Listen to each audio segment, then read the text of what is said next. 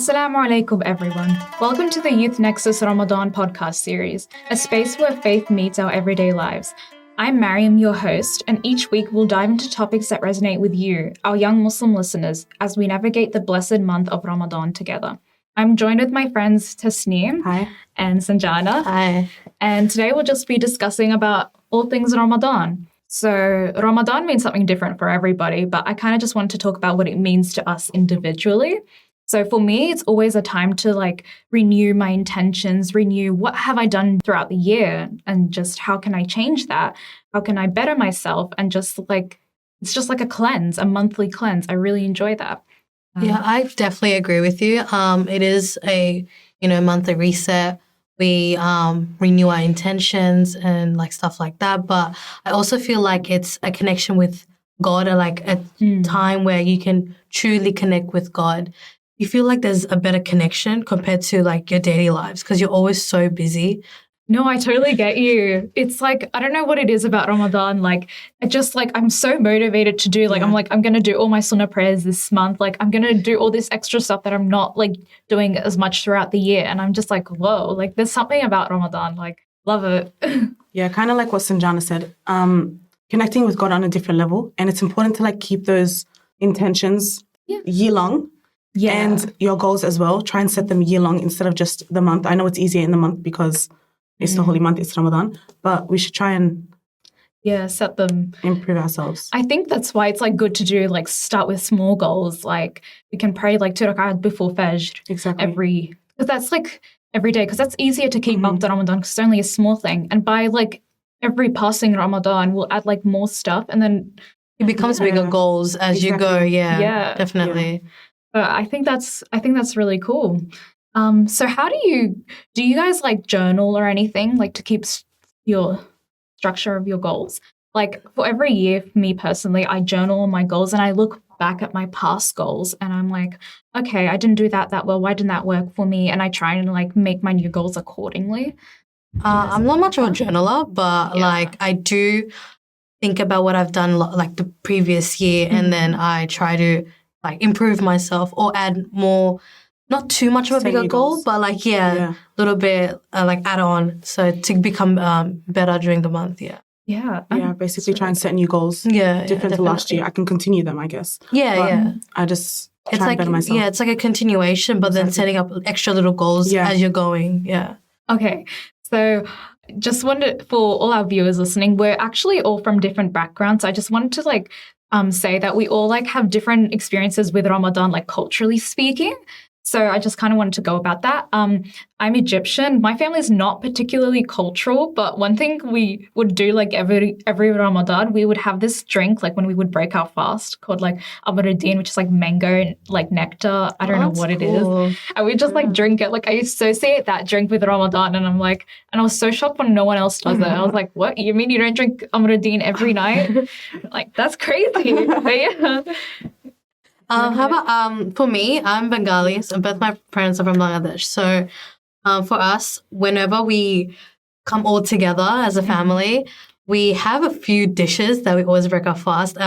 Whenever we have it's a setting on our table, and we have this thing called chira doi. So it's these rice puffs and this yogurt dish, and we mix it together. So once we break our fast with dates and water, we have that, and it's like a dessert, but it's something sweet that fills up your stomach. It's just something every time I think about it. And we have a lot of fried stuff, the whole table. It's with fried eggplants, fried potatoes, just full of fried things. Oh my God, that sounds so good. Maybe this is not a good topic about fasting. But yeah, Tasneem, do you have any? Okay, so I have a big family. We all just, guys, everyone. She has 5 siblings. It's Yeah, 5 siblings. So there's 8 of us at the table. We try and cook together. We try and actually do everything together. So that's so cute. Is there traditional dishes that you guys? There is, but my dad actually tries to cook something different every night. So wow. It's most of the time it's actually not Somali food. Oh, okay. But there's always some bosses at the table. It's the nicest, but Somali version. Yeah, for us, it's always most of the time, it's the same thing. It's fried stuff and specific yogurt dish. But there is times where they mix it up a little. Like, I'm not really a big fan of those fried things. So mom does make an extra, like, still Bengali, very traditional, but something a bit different that I would like. Because I like more of the spicy palate and something more fried or sweet. Yeah, fair enough.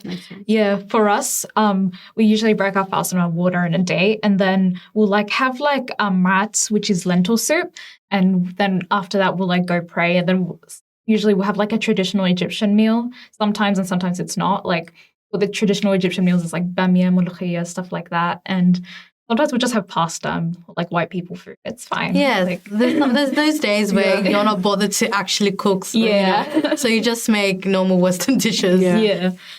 Speaking about that kind of cultural stuff, I just wanted to like ask, how do you like keep all these cultural stuff, like all the fun stuff in Ramadan, but like ensuring that spirituality is like still the core concept? Like, how do you guys like kind of go about that? I think it's more like when everyone comes together, you know, when you go pray Taraweeh after we, you know, break our fast later on, and like everyone goes to the mosque. And I've realized that there's so many mosques nowadays, alhamdulillah, but like there's like different communities in different mosques. Like the one I go to, it's like majority is Bengali people. What mosque do you go to? Good question. I actually don't know the name of the mosque, but the majority there is like the Bengali community. Obviously there are some other cultures in there as well, but you know, and then some like majority there's like specific people there. You know what I mean? And there's obviously some mosques where it's like everyone goes, a bigger mosque, like the Gallipoli one in Auburn. Like everyone will be going there, but like There's actually I go to a Bengali mosque too. But like the sheikh, the imam is Egyptian, so I think that's why my dad was like, we need to go to this mosque. But yes, I just find it's like interesting that even though we're all from like different cultures, it's like we're able to like share the cultural parts. And like that's how you connect with God as well, by going to such you know, spiritual places. You know, you connect with God all together as a whole, like a Jummah prayer, like, you know. Yeah, it reminds me of last night when we went to Taraweeh together. It just makes it like 10 times more fun when you're with your friends. Exactly. Even though you're doing the same things. Exactly. It's always like every week you just get together, you know, pray together. It's just a different type of feeling. You feel really good doing it. Yeah, and it's so fun to have like drinks after halal drinks, not after. But like dessert drinks. After Taraweeh, it's like late night stuff, but like you're enjoying it at the same time, but you're spiritually connecting with your religion. It just hits different. So we're all in uni, right? Yeah. Okay, so I always get like, I tell all my uni friends that I'm fasting, and they're all like, what? They all have like lots of different questions about it. Like, why do you fast? Like, not even water. Like, should I eat in front of you? Is it rude? And so I just like, how do you go about talking to Muslims, like non-Muslims, sorry, about this kind of stuff? Ramadan. Well, for me, because where I study, it's a lot of, you know, international students.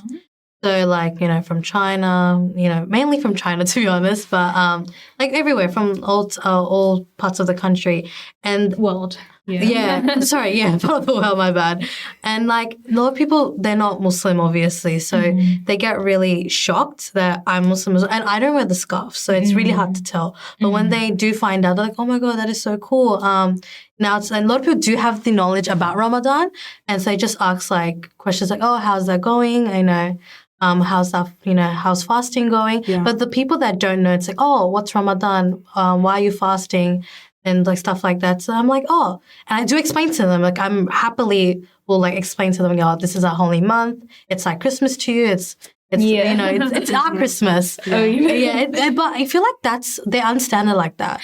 When you use their analogy of their holidays, they understand a bit more better. Because they're better. Yeah, and like, because like Christian people or Hindu people, they also fast, but their fasting is different. Lent in Christianity. So like, if you explain it in their way of their perception, they understand the concept a bit more better, I feel like. Yeah. But then again, there's some people that just don't want to understand or just don't understand the concept. That's when I just act like, it's more of a religious thing. Just keep it at that. Well, I think an important thing to know is that a lot of them aren't like rude or anything. They're just curious because it's something they've never even heard of. They're like, why do First you time fast? they came across it, Like, you don't even drink water. Like, I was talking about this with my mum the other day, and she was like, I used to just tell, like, kids in my class that I was just trying to relate to, like, the poor people, which obviously that's a valid reason, but I think there's more to Ramadan than that. So I don't know how to, like, explain all the depth of Ramadan to just, like, someone we're having, like, a short conversation with, you know?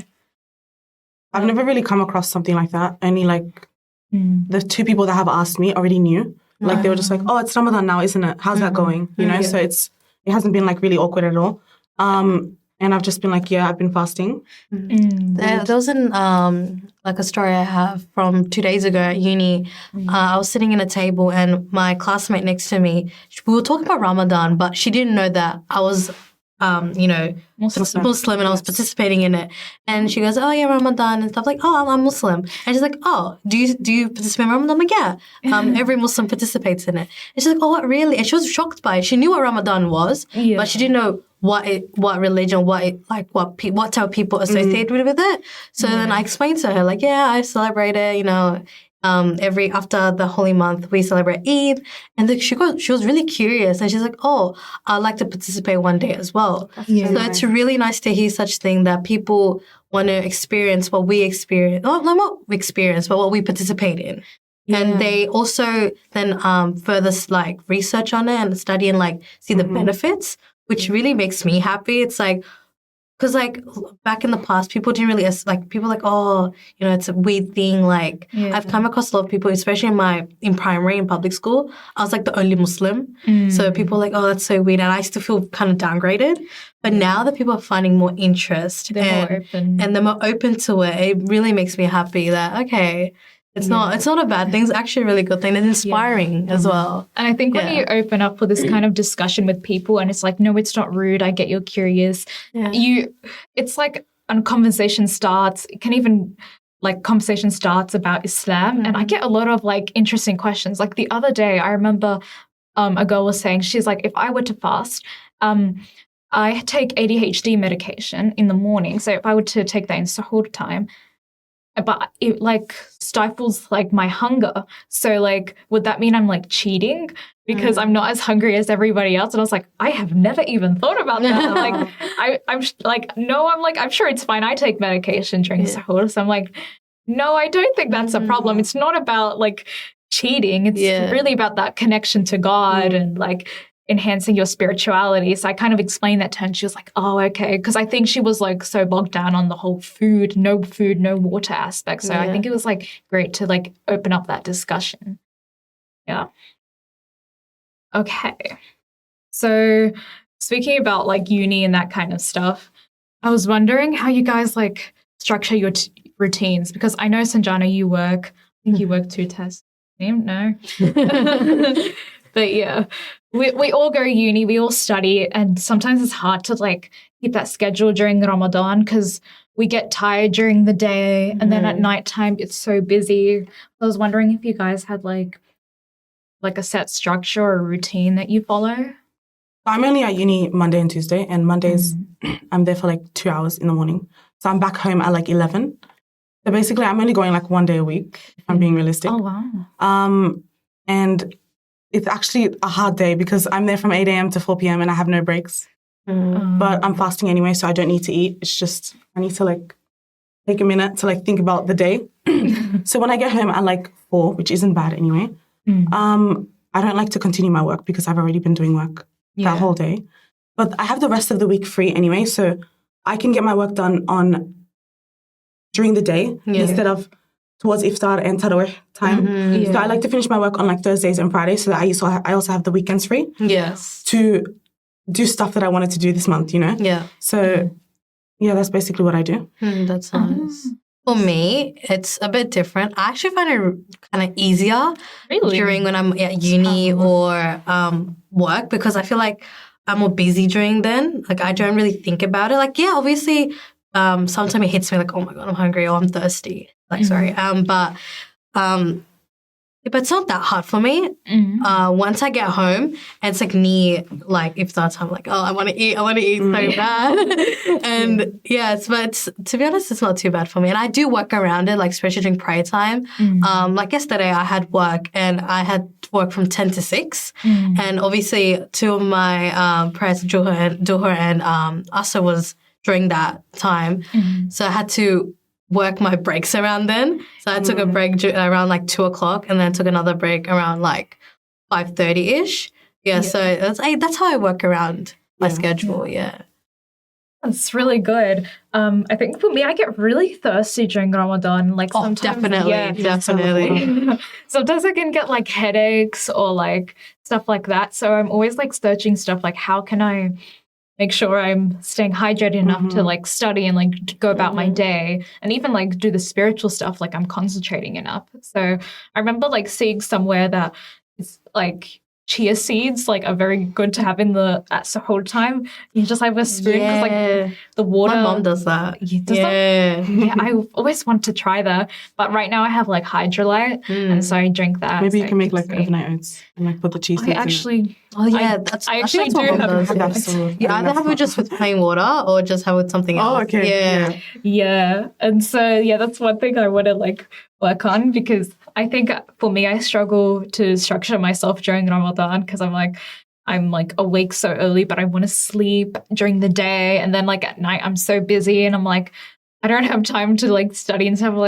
I'm too scared I'll like fall behind on my assignments. So I think it's like really important to, if you're like me, to like set like a routine, like, okay, this is when I'm going to study like right after suhoor, like right after Fajr, because that is honestly such a good time to study. Then maybe you can sleep about midday and then right before Maghrib, you can start doing more work again. And then, you can focus on the spiritual stuff. And the night you just continue with your prayer and spiritual stuff. Yeah. Okay, so we've talked about a lot of stuff today about the importance of Ramadan and what it means to all of us. So as we wrap up, we just want to thank you for tuning in. If you're interested in being a part of our podcast journey, we'd love to hear from you. Reach out to us through our social media means. Until next time, stay inspired and connected.